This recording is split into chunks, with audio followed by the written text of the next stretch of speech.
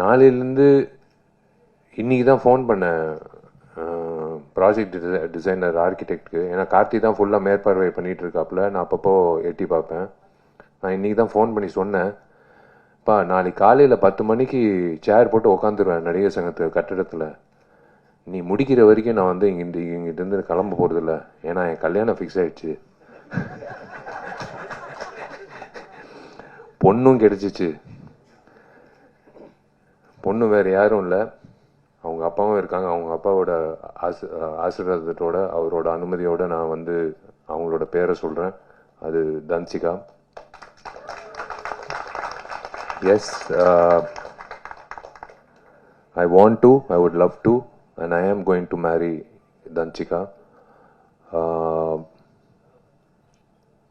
He's a wonderful person. கண்டிப்பாக வந்து நாங்கள் வடிவேல் சாரலாமா மாதிரி ஒரு கப்பலாக இருக்க மாட்டோம். நாங்கள் வந்து ஏன்னா இந்த சண்டை காட்சிகள் பார்க்கும்போது நான் கொஞ்சம் சூதானமாக இருக்கணும்னு நான் முடிவு பண்ணிட்டேன்.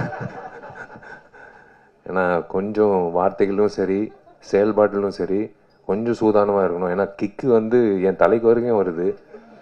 ஸோ பிளாக்கும் நானும் பாண்டியன் மாஸ்டர் கிட்ட போய் கற்றுக்கணும்னு நினைக்கிறேன். ஸோ ஈக்குவல் ஆகிடும். ஆனால் அந்த அளவுக்கு வந்து சண்டை வரக்கூடாது, வராது. Both of us understand each other very well. It's a great thing. I don't want to spoil this event by talking about me and Danchika. நான் ஒரே ஒரு விஷயத்த சொல்கிறேன். எஸ், நானும் தன்சிகா கல்யாணம் பண்ணிக்க போகிறோம். எனக்கு வந்து நான் ரொம்ப கொடுத்து வச்சுருக்கேன் நான் சொல்லுவேன். கடவுள் எப்போவுமே he saves the best for the last ன்னு சொல்லுவாங்க. ஸோ அந்த மாதிரி வந்து I think is saved Dhanshika for me for the last. And we are going to lead a lovely life.